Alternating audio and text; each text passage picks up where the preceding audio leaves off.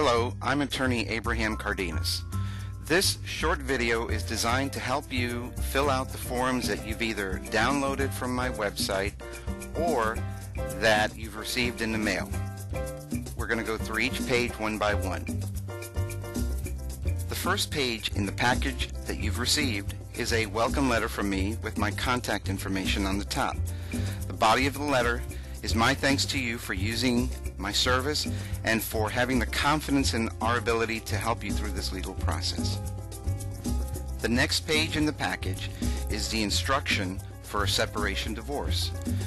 This tells you what to do with each of the pages that are included in the package. You'll see numbers with the explanation of the form and what has to be done, as well as the fee that has to be paid and the address where you have to send everything back so that we can begin the divorce process. The information about this type of divorce is always available on my website at the link highlighted at the bottom of this page. Now we get to the page where you give me the information to start the case. This is the divorce information worksheet. It's very important that you give me a very good email that is clear and readable so that I can communicate with you. The first part of this form is where you give me your information, name, address, phone number, date of birth, things like that. It's pretty self-explanatory. As you're filling out this form, please make sure to write legibly so that we can understand all the information you've given us. The second part of the form is where you give me the information about the defendant. That's your spouse. Make sure that I have the address clearly because that is very important to the case. In the bottom part of the divorce information worksheet, you're going to provide me with the wife's maiden name, the place of marriage, that is the city and state, the type of marriage, was it a civil or religious ceremony, the date of the marriage, the number of children born of the marriage, the number of children still under the age of 18, and the date of separation. Very important. That very bottom part of the form is for office use only. The next form is a verification. Very simply, what you're going to put there is the date that you're signing the form and your signature.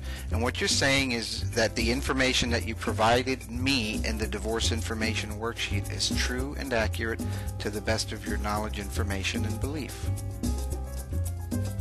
The next page in the package is called the retainer agreement. You start by putting the date on the top of the page. In the middle of the top there you also put your name. Then familiarize yourself with the services that I will provide as part of the fee that you're paying.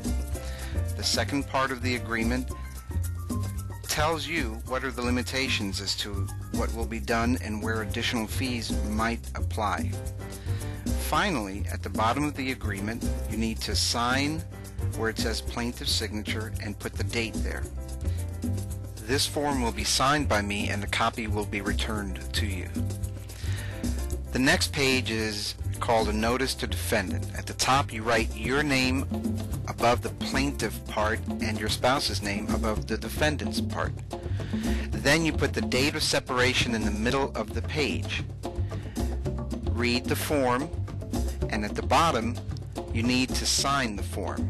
Now where it says date, I ask that you leave it blank. And the reason I ask that you leave it blank is because many times people sign it, wait 3 or 4 weeks to mail everything to me, and then by the time I get it, the form is worthless because this form has to be filed with the court within a time period after that date is put on there. So I'll put the date in before I send it to the court.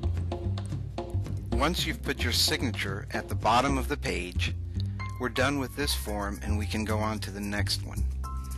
The next form is called the Certificate of Non-Military Service. It is the only form that you need to have notarized. What you're saying in this form is that your spouse is not in the military. And of course, if your spouse is in the military, you can't fill this form out.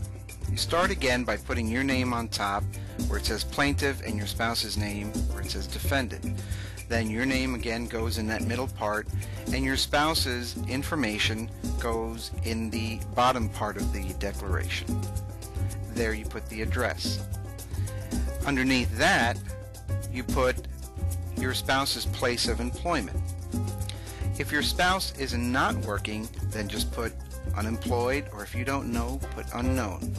At the bottom, you must sign that in the presence of a notary.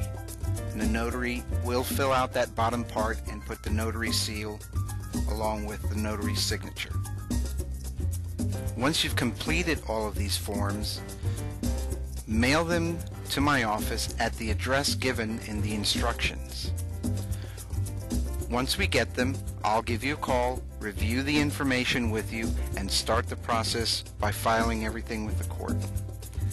Once again, thanks for using our service.